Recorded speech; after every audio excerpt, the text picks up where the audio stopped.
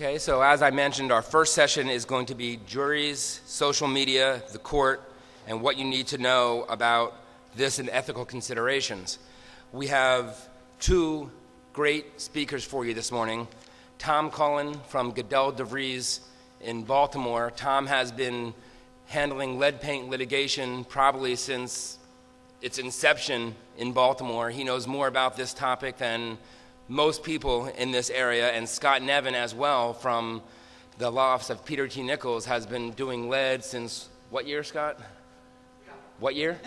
Since 1992. So between Scott and Tom together, you're going to hear great information about juries and the new and up-and-coming topics concerning social media, Facebook, Twitter, things what one needs to consider. And I just want to emphasize, as Patricia did, please, please, please ask questions, pass them up. We'll have time at the end of the session for questions. This is the only way to have this interaction is if you all participate. So I hope you all do that. And with that, we're going to ask Tom and Scott to come on up.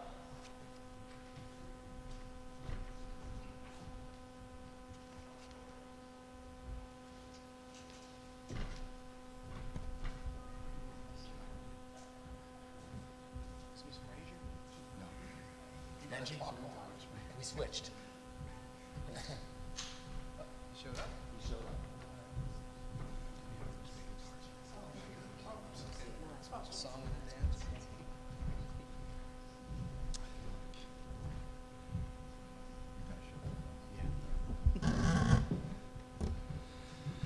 Good morning. Let me get my presentation going. We've been coming to these conferences for several years, and the thing I like about them is for a few days every year, it makes us all sit back and think about how we handle lead paint litigation, how we try these cases, how we can improve our skills, how we can share ideas between the defense and the plaintiff's bar even. I think some of us feel we all have these tremendous secrets that should not be exposed. I don't think there are such things, and you find that most of us don't have absolutely innovative ideas, we just improve on others. And this gives us the opportunity to stand back and say, what can we do to better represent our clients in this type of litigation? The topic I'm here to speak about today, and Scott's joining me as well. Scott and I do go way back. I met him when I came to visit him on a chelation ward several years ago in Kennedy Krieger, when that actually occurred in this litigation. But it's been quite some time since those types of injuries have been suffered, thankfully. But our topic is social media, jurors, and how that should impact our day-to-day preparation and presentation of our trials. And I thought of this as someone from a generation, as most of us are, frankly, who did not grow up with this. How has this changed our jury system? How has it changed what we do as lawyers? We'll talk about some of the ethical implications as well, but I tried to look at it as, why should we care? Why should we care that our society has changed where most individuals are repeatedly using social media? How has that changed my role in this litigation? How should it impact how we defend or prosecute this litigation?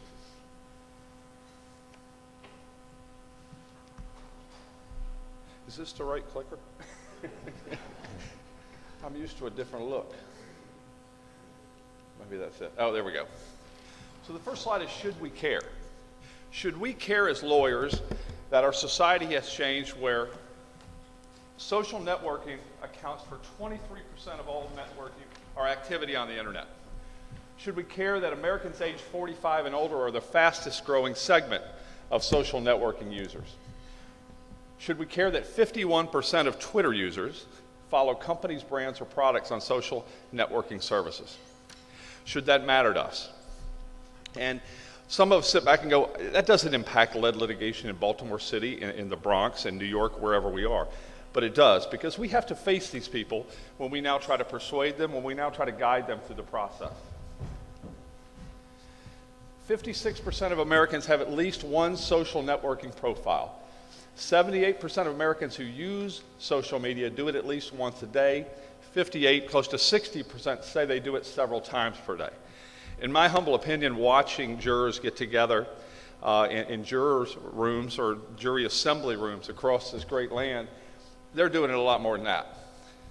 I mean, you see them doing this routinely during the selection process, during trial, and that's very different than what we faced 15, 20 years ago, even 10 years ago. Do jurors tweet? I asked John Maxa here just to try to find some. Just use some search words on Twitter. He gave me stacks of tweets you can just find every day from jurors, saying things like, my wife is on jury duty, so I can't discuss the case, but she confided in me. Lucky for you all, I'll reveal the details live on Twitter. Just remember I have jury duty on Tuesday. Everyone is guilty. That one had a picture of the gentleman in the, I forget the name, the Spartacus or something, where he's thumbing down the individual. And literally I picked just a few of these because there are hundreds that we deal with. And you can find routinely from our jurors talking about their service. Dear Booze, I assume that's not a friend. I assume that's a name for what he's looking into doing. On a 1-hour break from jury duty, just enough time for my favorite combo meal, Jameson and ginger. So we're getting them back good. Now they're playing a pro-jury propaganda video. This has become a live feed of me losing my sanity. And we get this all the time from jurors. Jury duty sucks. Thank God they're paying me $20 a day. I don't want to speculate what FML means. Everybody's going to be guilty. Give them the chair or lethal injection. So what we're dealing with is a group of individuals who we all, I think, understood this 20 years ago. We got glimpses of it from dealing with jurors in voir dire. And one thing, and many people here have experiences across this country, but one thing I like about trying cases in the South typically, and in New York and other places, is you really get to spend 1, 2, maybe 3 days with jurors, and you hear some of this. Regrettably, in Baltimore City, you don't hear this because you get 12 questions asked by a judge, you move on, you take your best shot. But we can find this stuff is happening, and we have to mold it into our presentation, mold it into our ability to even gain an audience with these jurors. Now, here's what I term the mobile factor. We now have, everybody has a smartphone in all walks of life. I don't care where you're trying a case. It's going to be a 50 to 75% rate of people who are sitting there with the ability to search the internet. End users are creating content on the fly. 11% of internet time is spent on social networking. And we now know that in whatever function you're in, even if you're on jury duty, that used to be a time where you had to come down, you had to spend time in the courtroom, but people there are still conducting their professional activities, they're following their professional life while they're in jury duty. And we have to recognize that. We used to get people in the old days, they'd bring a book. They'd bring a newspaper. They'd bring those magazines that have been sitting on the table for years that they haven't read because they couldn't do anything else. But now they're sitting here working, researching, investigating the case, doing things that they didn't used to have the ability to do. And when I talk to jurors, they say it's become more difficult to serve because they're still working. They're still researching. They're still engaged in their own personal activities, and they can do it 100% of the time, every minute of the time they're on jury duty. So how does this impact us? And how should we react to it before we talk about the ethical and the implications, what you can and can't do? And in looking at it, we came up with some factors that we need to now take into consideration even more than we used to. Juror attention is even further eroded. And sometimes you get to the point you think, can that be possible? Did we have any attention to begin with? But I think we did. I think we had a group of people who typically, once they sat down in that chair, understood the value of public service, understood what they had to do, and did it with a commitment. And now we have a situation because of our society, because of technology, where even that is harder to do now. And their attention span is eroded by constant distractions, constant communications from their family, from their work, that we didn't used to have to deal with. And sometimes it's not their fault. I mean, they're getting text by their children. They're getting text by the office. They're getting tweets. They're getting emails that they're now getting instantaneously, feeling it on their side. No, even if they're not looking at it, they know something's happening. Every time you see their legs shake, they know you're getting a distraction. Trust me, I've seen it. I've seen jurors that I know something big is going on. I asked one day, because literally I would see him looking down at his leg as if something was happening to his leg. And I said, "Did you have restless leg syndrome or something? Because you really seem to be focused." He said, "No, my game is on, and every time something happens, I get an alert." So as he's allegedly listening to us, he's getting an alert every time a run is scored or a batter's out, and you're going, it does matter.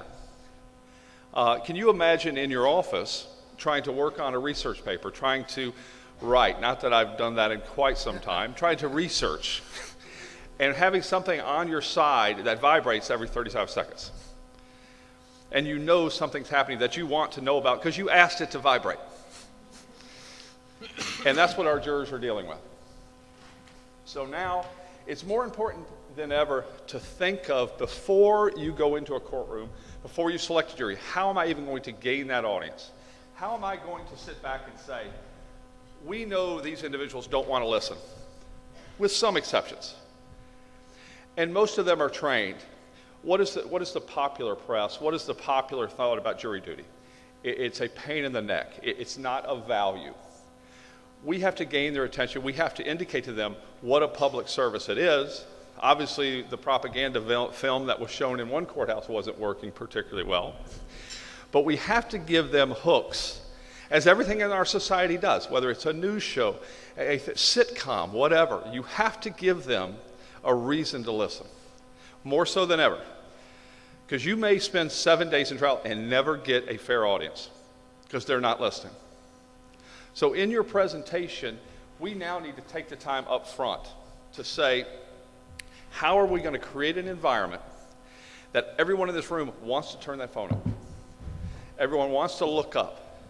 When Mr. Jones stands up, they want to listen. When Miss Walker stands up, they want to listen to her.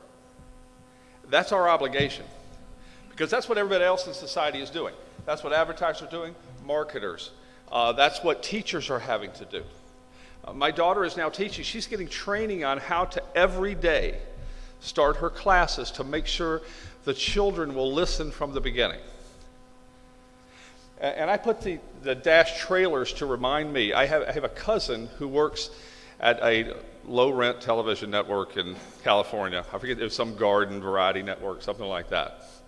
And they're reacting to now what all the 70s and 80s and 90s sitcoms did. We all grew up with sitcoms where you literally would listen to a song for the first minute. We all knew the songs. Moving On Up, Brady Bunch, Gilligan's Island, whatever. We all knew those. You don't hear any of those anymore. Ask yourself why. Our society will not listen to Bill Cosby dance before we start watching the show anymore. We won't. We want to see the heart of the show in the first 30 seconds, or we quit looking. And that didn't just happen. I mean, we've been trained to do it now. And it's crept into our psyches too. If I turn on a show now, and the first minute is the song, and then the next 45 seconds is the credits telling me who the producer is, which is how we used to watch TV. And then the show comes on and it slowly builds and they have a great ending. Well, nowadays that show doesn't get watched. That show is on the Garden Network because it's not getting on a big network. So we have to now look at our presentations and go, how do we again gain this audience, understanding that we've all been trained in a different way? Whether we're 45, 25, 65, that has happened. And the third factor is that we fight every day and courts fight. And I don't think they fight this effectively, and I question whether they can. Jurors want to obtain information on their own. When we tried cases in the 80s, 90s, there was more of a tendency to let the case play out, to learn from the lawyers, to learn from the presentations, make your decision. We've all heard people make decisions quickly, and I think they do. But they used to rely upon the information they heard in the courtroom. And maybe they came to a quick decision and then defend it for 2 weeks, but they did it based on the information they heard. What are we seeing now? You talk to jurors now after a trial, they want to look for their own information. Frankly, as lawyers, we're not as trusted as we once were. And so they think we're just advocates. I think you can dispel a little of that in your presentation. But jurors want to go home and say, I'm doing something myself to confirm this. or with their friends, and now they have Twitter. And I put that one slide up, about 50% of people follow companies and brands. And I try a fair amount of cases regarding branded products, whether it's pharmaceutical products, material handling equipment, things of that nature. And we have heard in virtually every trial that many jurors go to our websites, they read our websites, they look at our safety information, they look at our product information, they get a feel for our company that we can't give them entirely in a courtroom. But they're doing this, and they don't think it's wrong. They're told not to do it, but none of them, when you ask them, and I've directly asked them, did you think you were doing something wrong? No. My goal was to make the best, the fairest decision. How do I do that? I use the information I have with me, and I add to it, and I gain information. And people did not used to do that as much. But now, people know their own medical conditions. We used to listen to our doctors, and we left going, Dr. Jones told us X, we take this decision. Now, everyone who leaves with a diagnosis, they may value the doctor. What do? They get on the internet, they get on whatever the service they're using, and they research it. And they get 17 opinions. And they may look for more. And if you don't think they're doing that in your courtrooms, I think you're just covering your eyes.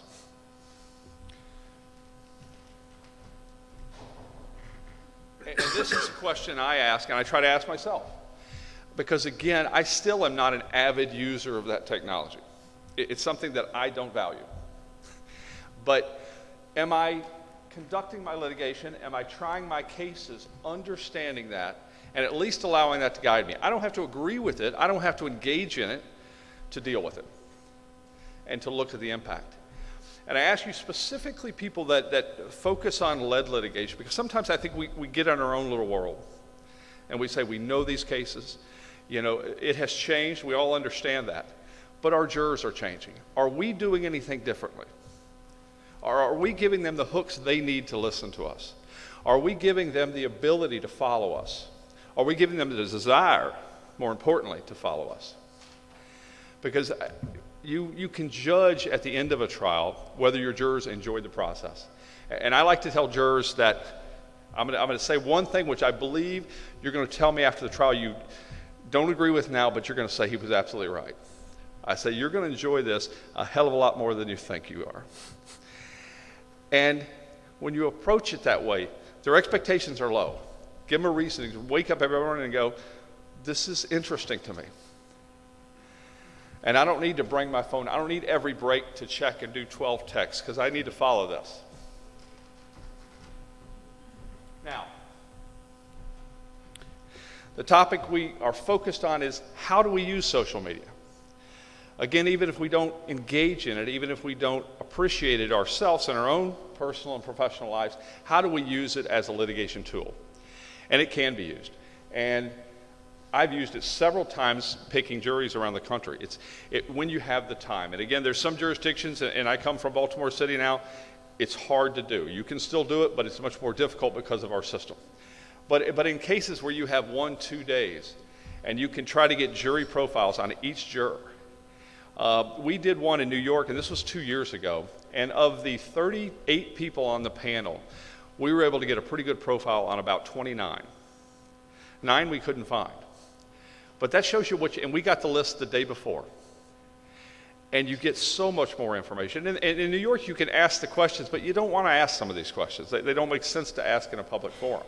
But we were able through Facebook and LinkedIn and other situations to get real profiles on what is 30 of 38, 75% of our jurors. And it shocked me that because I thought maybe half we'd get some information, but good information that we would not get in questioning. And in that state, we have unlimited ability to question. It took us 3 days to get a jury.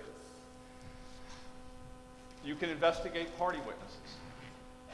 And you can investigate witnesses. You can look on CEOs, executives, managers at different companies have LinkedIn pages. When you get their resume from the company, when you see what they did, there's tremendous inconsistency there. And there's interesting facts you're going to find that you wouldn't see from his or her CV that you would get from the company.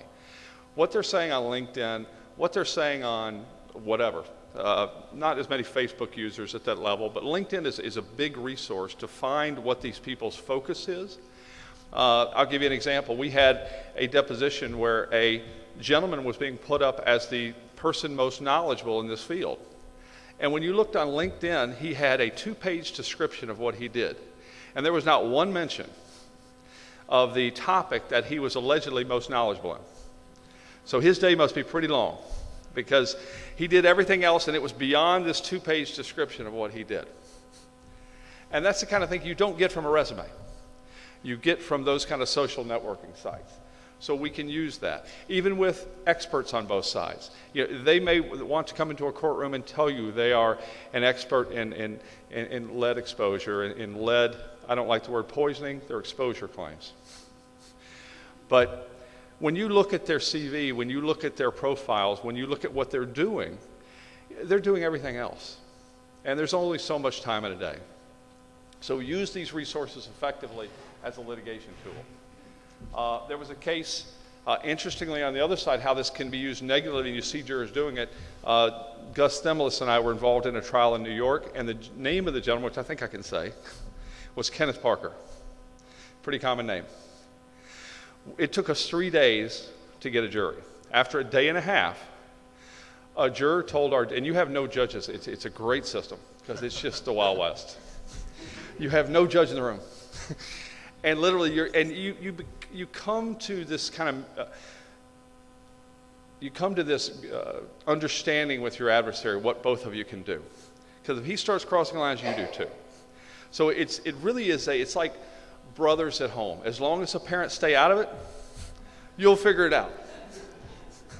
But when the judge does not like to get involved.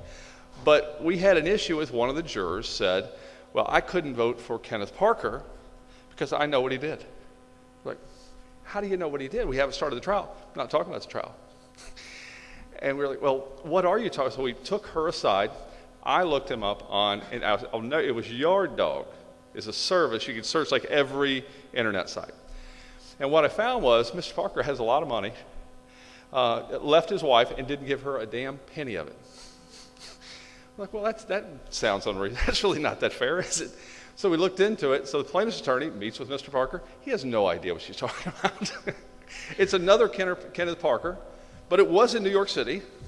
And he did. It was reported that after he got a lottery winning of some amount, left his wife. But that's the kind of thing that you may not get in Baltimore City. You may have those people sitting on a jury because you're not going to figure that out. And you have to do your homework to protect yourself. And you can do it now. And it does take a little time, but I was shocked what John found in a very quick period of time. And I've been shocked by people helping us select juries what they can find in a half a day. So, and I truly think it's worth your effort. Social media and ethical considerations. Now, you see, to stress and to highlight what I said about the presentation. I didn't start with this. We could have lost this entire audience in about 7 minutes if I would have started here reading y'all rules, because we don't like to go there. But it's important that we understand what these implications are. So we put this in our presentation last, but it's important. But we hope we've gained enough of the audience to listen now. So what are the questions that are raised by these rules? What can you and what can you not do? And we have materials which I understand are online because HB is going green. But we have, this presentation is probably 3 times as long in the presentation materials. And there's case cites and quotes from cases and things of that nature. But here are some of the questions. Can a lawyer or their non-lawyer assistant investigate information readily available to the public online? And that used to be an issue because people felt you shouldn't be able to do that. We're looking outside of the trial. We're looking outside the information we get. But I think the law is abundantly clear now. Companies that have done it, parties that have done it, counsel that have done it, have been told you can do it. As long as you don't take any measures to deceive or defraud. You can't friend someone as if you are truly a friend. My children say they have this many friends on Facebook. I dispute that term because I call them cyberspace acquaintances. They can't be a friend. If that's your only contact with them, I think it's impossible to call them a friend. But cyberspace acquaintances, I think it's too long, so it probably won't grab national notoriety. But it's pretty clear now that we can do this. We can absolutely take the information that people are putting on websites and use it. Public information, nothing wrong with it. We all tell our clients, you do so at your own peril. And I tell corporate clients that, I tell property owners, and I'm sure plaintiffs' counsel tell their plaintiffs that, or tell their clients that what you do over these next 3 years and what you put on Facebook and MySpace, and I know there are other things out there, is going to be reviewed. I have a client who we looked through their website and found many things that I wouldn't want people just reading. And we took measures to kind of limit that and make sure that we understand that everything that's on our website is just not, our dealers aren't looking at it, our service technicians, our pharmaceutical reps aren't the only ones looking at that website anymore. It's now people who are trying to get information about parties, companies, etc. Next question is, can a lawyer or their non-lawyer assistant contact an opposing party or witness, either directly or indirectly through the use of a fictitious entity? And we had an example of this in Florida with a LinkedIn account because, and again, I don't know all the particulars, but there's some access to LinkedIn which is very public, and there's some that you have to engage the person, they have to accept you, and that's kind of the basics of it. And this person tried to get accepted, which didn't work, but that's wrong, you can't do that. Could you get more information that way? Absolutely. But if there's any attempt to make this restricted, if there's any attempt to make this less than absolutely public, take whatever measures you can to avoid it. You don't need it, and you shouldn't use it. Because it's almost like an expectation of privacy case. I look at it as if the individuals are trying to put forth measures which create an expectation of privacy, you should not be entitled to the information. And that's a pretty standard rule. You see that one from the Oregon Legal Ethics Committee, but there are several cases, there are several sites that we've put in the materials to give you further guidance on that. We saw a couple of situations because having done this interested me, because there have been objections to people that come to court when they're picking a jury, even in quick situations, and have a couple of folks there to immediately access jurors' profiles, try to find whatever information they can. And in one case we found where the counsel for one of the parties wanted access to what they had. If they have it, I should have it. And the court ruled no. I mean, the internet is open to all. So you can do the same thing they're doing. You can bring in your laptop, you can bring in your iPad. You don't get what they have. You have the right to do it. You can use whatever is publicly available. So I think from looking at this, any effort by a party to say you cannot access, you cannot use this, is now easily overcome by the tremendous weight of authority across the country. And the other party's not entitled to it. It's your investigation, it's your resourcing, and you choose to, use it in the manner you deem appropriate. So we have now a situation where I think our society is changing, and I've heard several presentations, and there's terms we use depending upon the age of people. You have boomers, and that's people that were born from the late 40s to the early 60s. You have the X generation, and now you have some other generation, the new people.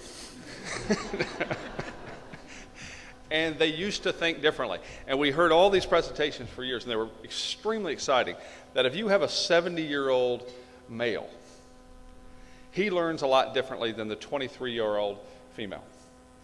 And you need to spend the time with that 70-year-old male to go through and analyze, answer all the questions. 1-hour examinations are what he or she needs. And the middle generation has done it a little differently. They grew up with TV. They grew up with more instantaneous exposure. But they still like to read. They like to get their hands on a book. I mean, how many older lawyers still say, I know what Westlaw and Nexus and all the other services, but can I see the book? I want to hold it. I want to see it. I want to read it. And we still hold on to that. And then you have the new generations, which don't want to buy the book. HB won't even give you a book now because they all want us to be like that. I can't get a book. I can't get a book. And I want to see what y'all have given, but it's somewhere in cyberspace that we all can get access to. But what I want you to take from my point today is I think that has changed dramatically over the last 5 years. I think the individual who learns almost entirely through oral presentation, listening attentively, making a decision at the end is virtually gone. You see your parents using the hopper and going through commercials, which didn't used to happen. So we've got to change our presentations now to use this to be guided by what companies, what products, what ad executives, what television producers understand. Understand how your audience is being trained. They want to be hooked. They want to be hooked quickly. Why do you see the best part of a movie when you're watching another movie? When you go to that movie, you never see a more funny part. I never have. The trailers are the best part of that damn movie. It's not like this is just, it'll be better. No, we all know that. That's going to be the highlight. So get used to it, but then we want to go see it. Get to the point, understand what they're accessing, and really take it as an obligation that you're going to make this experience that jurors have one where you're going to not only engage them, you're going to entertain them, you're going to educate them, and that's your responsibility. Frankly, it's not theirs. Thank you.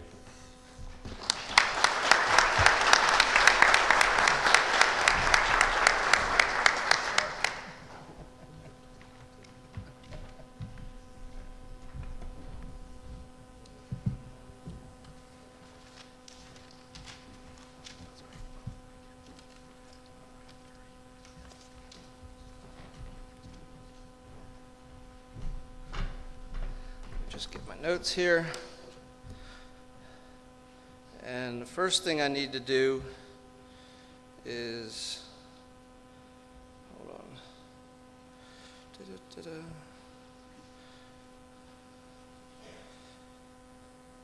I want to take a picture because my kids won't believe I did a session on social media, that's for sure. I'll twit that to them later. Oh, that's not the right term either. But I wanted to thank Brian for that nice introduction. As a matter of fact, I wore cufflinks in honor of this gathering today. On this side, for Mr. Cullen, a good lawyer knows the law. On this side, it says, a great lawyer knows the judges. Judge Gordy, Judge Smith, nice to see you, my friends. Glad you could make it here. Anyhow, and Tom mentioned ringtones and music leading up to television shows. It's funny, when my son calls, I get the tone of Sanford and Son. So that certainly gives you an impression of that relationship. But this is a topic on social media where I think both sides can agree on a lot because it cuts both ways. If you have jurors, in lead paint cases, you're talking about certain addresses, and if they look up a photo on Google Maps of the current condition of the address, when we're talking about situations in the early 1990s, and they see a photo that the house is in dilapidated condition and boarded up, that's great for the plaintiffs. But if they see the house that's been totally renovated and looks immaculate and 10 times better than their own home that they live in, that can cut certainly against the plaintiffs. So there are dangers, there are pitfalls on both sides. Social media has certainly been in effect or been an issue for juries since the beginning of trials. As much as the judges can admonish the jurors and say don't, they still do anyway. It's just a fact of nature. In the mid-1990s, that social media thing called a newspaper came back to bite me and Mr. Powell in a case where we got at the time, our largest verdict from a jury of $1.7 million. There were two defense attorneys. While the judge is giving us our closing comments, one of the attorneys went out and talked with the jurors and found out that during the trial, one of the jurors brought a newspaper. Remember that form of social media? A newspaper into the jury deliberations room or during it was before the end of the trial. And the newspaper had an article about lead paint. Didn't talk about damages. I think it had more about abatement processes and things like that. But the judge then voir dired all the juror members. Most of them said they read it. They all said it didn't make an impression on them one way or the other or affect the ultimate outcome. However, the judge did grant a new trial based on the fact that a juror brought a newspaper article in regarding lead. So it certainly can affect you. So something that's so important, when we talk about what we can get on the internet in investigating the defendants, investigating the properties, investigating the plaintiffs, it's also available to the jurors if they so choose. And so that's why it can be so dangerous. What we tell our clients early on is if you use, the internet, you got to limit it. We'd prefer that you not. If you have MySpace, we ask them to shut it down. Doesn't mean that they will. Or they all say, well, I don't really use it much, or I don't, I have a Facebook account, but I really don't use it much. You got to trust them, but plaintiffs' attorneys should certainly admonish them and say to be careful because they're out there watching. And certainly before trial or you're in settlement negotiations, I've had claims representatives call me up and say, do you know where your client is right now? And I said, no, I don't keep tabs on them that closely. And it turned out they got arrested over the weekend. And that just doesn't help with negotiations, but it's certainly something, the information is out there, and we need to keep watch. I generally tend to tell my clients just before the pretrial conference, which is right before, about a month before the trial, I say, just stay in your basement and play video games because they have drones out there following you. So try to scare them into laying low, certainly. But we're in Baltimore, at least in my experience, the thought of getting a jury list the day before trial is just amazing because we get the jury lists when the juror members are walking in the courtroom. And so we don't have time. And often on those lists, the descriptions are just based on what the individual juror panel member said to the clerk. So for jobs, we get definitions such as clerk or administrator or technician. What does that mean? And sometimes when we ask the members of the bench to ask further, some will and some won't. They said, no, you have the information. And quite often we end up with 8 or 9 jury members for the trial of the people you know the least about. What do you do when you have someone who doesn't answer any questions? Each side will submit 30, 40 questions, voir dire questions. The judge will call them together and might ask about 15 or 20 of them, but there's still a lot of information that you don't have. So I guess as a result of this expansion of the social media, certainly the judiciary, the bench needs to consider maybe we do need to do more. We need to dig deeper because just admonishing them isn't necessarily something that will result in a fair trial if you have someone there using social media on the jury panel finding out information that they're not supposed to know.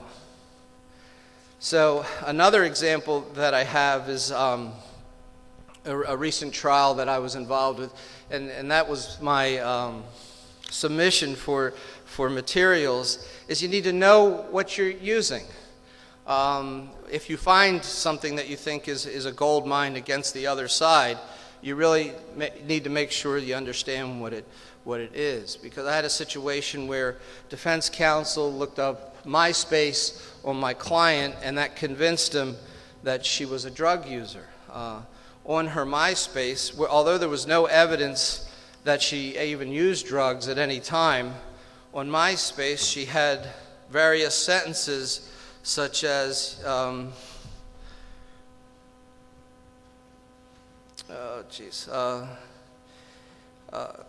here, as a bitch doing my final, waiting for me, nigga, I need to get high right now, rest of my nigga played with me, hold me after I'm finished doing what I'm doing. another example in which this lawyer actually had the plaintiff read to the jury, "Merry Christmas to everyone, wish you with my husband and family one happy B-day, toy, toy, party, party, party, let's get wasted, private stock, here we come." And there were several others. And my client looked up at the lawyer, and she goes, "You want me to sing those to you?" It turned out to be lyrics from Gucci Mane. I had no idea who Gucci Mane was. Fortunately, in my jury panel, they did know what Gucci Mane was, and it was very funny to them because she testified she liked music, she liked poetry, and this is what she had posted on her MySpace. Had nothing, she wasn't married. It makes reference to being married. There were many other signals. However, on that point, the attorney insisted that meant that she was a drug user. That was my options. You had, does this plaintiff sell drugs, use drugs regularly, loves school, is a good speller, or loves music? So it turned out she was a fan of music, and there was no other evidence that she actually used drugs. So know what you're using. It's very important. And Tom said something about wanting to have books in hand, and I certainly can associate with that. I had an electrical emergency in my house, and I'm looking for the phone books. And I don't know, some of you may not even know what phone books are, but my wife throws them out, and she says, "You can use the internet."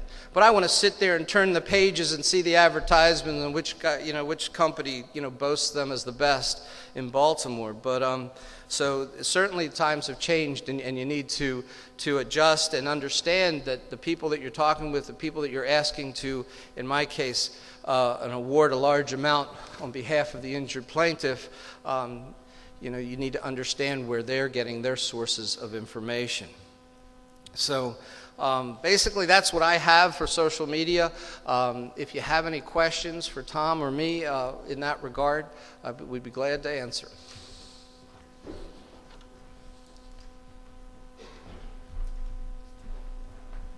So while Scott was speaking, Tom indicated that he had a couple of more slides that he wanted to bring up. So he's going to come back up and talk to you for a few more minutes.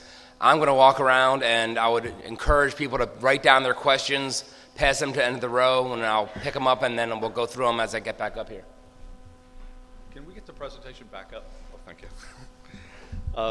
Scott and I spoke, and I think we've tried to identify the issue and what people are doing, how it can impact generally, how we prepare and present our trials.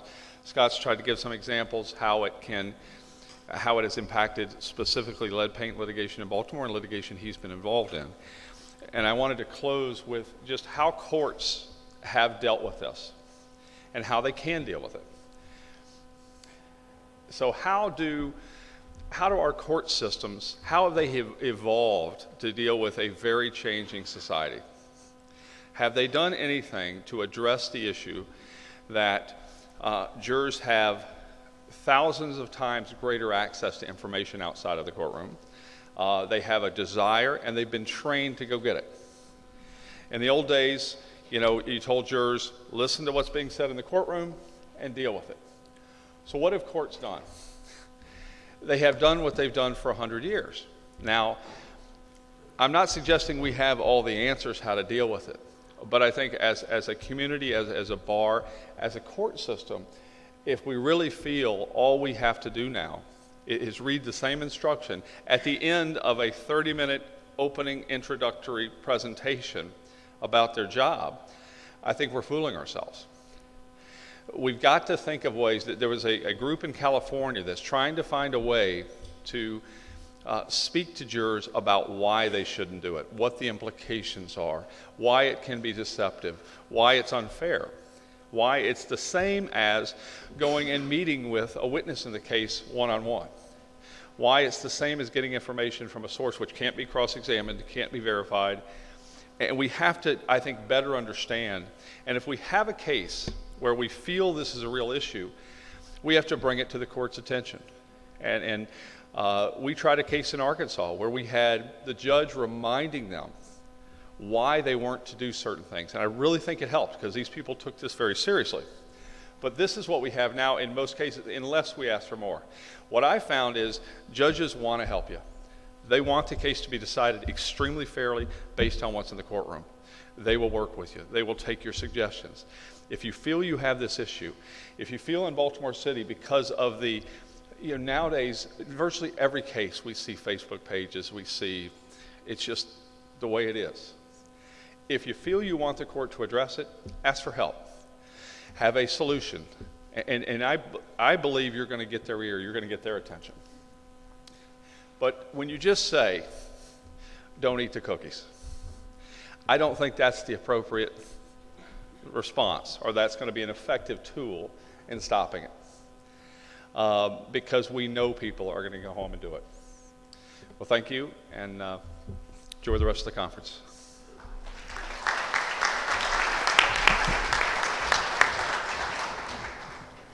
So a question that came up was, in a jurisdiction like Baltimore City, unlike New York and other places where you have more latitude, how do you all deal with just having that limited information? And what suggestions do you have, other than having a team of people behind you with laptops when the jury comes in, to make the most of the information that you have on the jury information sheet that we get from the clerks? Well, it goes down to basic skill and comfort with the jury. If you don't know who they are, I try to remind myself. I look at the information that I did write down during voir dire, during the trial. Before I'm going to do the opening arguments, before I'm doing the closing arguments, and in the middle of the trial, you kind of pick people out and who you really feel that you can connect with, and based on the information that you have. So it goes down to skill, and recently I had a jury that I wasn't favorable with, so I changed the strategy or the tactic. You just had to hit harder on some of the issues, and sometimes it works and sometimes it doesn't. I would add to that what we've been able to do in Baltimore, and again, Scott's correct, you have limited opportunity. So you really have to resource it in a way that what are the hits you can make quickly and to get the most information. And what we have used is addresses to go on Google Maps to figure out if they live on an alley street, if they're on the kind of street they're on, so we can get a better glimpse of where they live and what they're going to expect. And that, to me, has been the one thing that we've done, which in the very limited amount of time we have, we can get the most useful information. We don't have time to scan, we're picking a jury in 2 to 3 hours now in the city. And that's impressive. I mean, it's, I've had negotiations, whether it was 2 or 3 days. And, in Baltimore City, if you start at 9:30, you're going to be opening after lunch, most times. And that's wonderful. I think it creates efficiencies. But the one technique that we found does yield some information is addressing and running where they are, again, you're trying to read into what their expectations of a property owner, landlord, of housing would be. And that's the one tip that we can give. All right. Actually, I had an interesting situation come up that I'll throw out there for comment to both of you. I had an auto case that happened to, and maybe I should have thought this through a little better, but happened to involve a group of teenagers.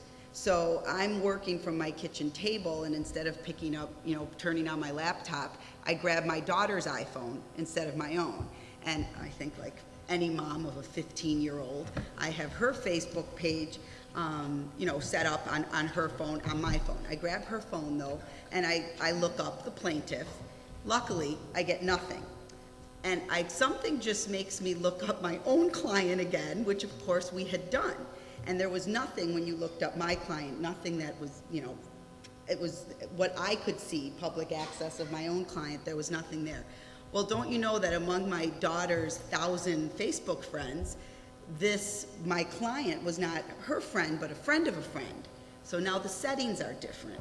Now I see all this information that, would not be visible to maybe the plaintiff's attorney, unless, of course, when you're in small communities and people have thousands of friends, there are some connections, and that changes what you're able to access. Have you ever come up with a case like that, and what do you do if you sort of get information on the plaintiff that you would not have otherwise had access to? Well, I've actually turned away clients where we initially signed this woman up. It turned out to be not a lead case, but something else in Baltimore County, and just something. She was a young college student, and one of my staff members checked her out, and there was all this stuff about drugs and sex and partying and things like that. And so I brought her back into the office, and I showed it to her, and she said, "Oh, that's old, I don't do that anymore, and that's not really, what I'm about, I haven't been there in 2 years, I haven't done that." And I just said, but if I can get it, the other side can get it. I'm not going to invest a lot of money into getting a case ready and then having your credibility impeached, on the stand. And so I just had to respectfully decline. So, understand that. So, my clients in Baltimore City, they're all angels, and they're perfect. But we do check them out, and I think that's something you need to do. Now, landlords, well, they're landlords, and that goes without saying. I would say that with any negative piece of information about a plaintiff, as someone who typically defends clients, you have to be incredibly careful how you use it. If you think bringing up personal information about a plaintiff in that forum is going to be productive for you, it's a huge risk. Because I've seen jurors who may not like what they hear, but what they tremendously despise is the fact that you brought it up.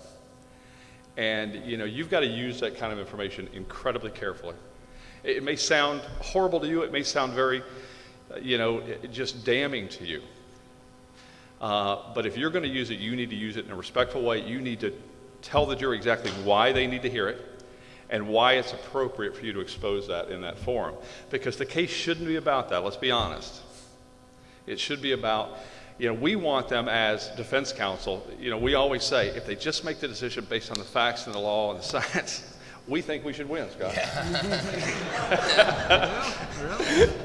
So the worst thing I could say is try to inject prejudice, try to inject some factor which I think is just horrible to inject. And I want you to feel bad about that plaintiff. Or I want you to make the decision because that plaintiff is not a good human being. I think that's the worst thing you can do on the defense side, because you want everybody to be above that. And if you're going to bring it up, you better have to bring it up, and you better explain why. And you better be able to say it in a way that's respectful. The last thing I will bring up is, which if I hold this about this distance, I can read it. I was sent a note from Jennifer Bannock, who is on the Maryland State Bar Association committee to draft jury instructions, and they're dealing with some of these issues on voir dire and what jurors should be told about social media, and they're making decisions to recommend to the entire committee whether or not it should be able to be used, whether or not it should be appropriate to use during this. So it's a wonderful opportunity, if you have insight, if you have an opinion, if you have a dog in the fight, to have some voice. And it really is something that I think our bar community needs to take a look at, because the rules are 50 years old and they're starting to change, but our society is very different. So this is a nice voice we have if we have some insights we want shared with the entire committee. Thank you.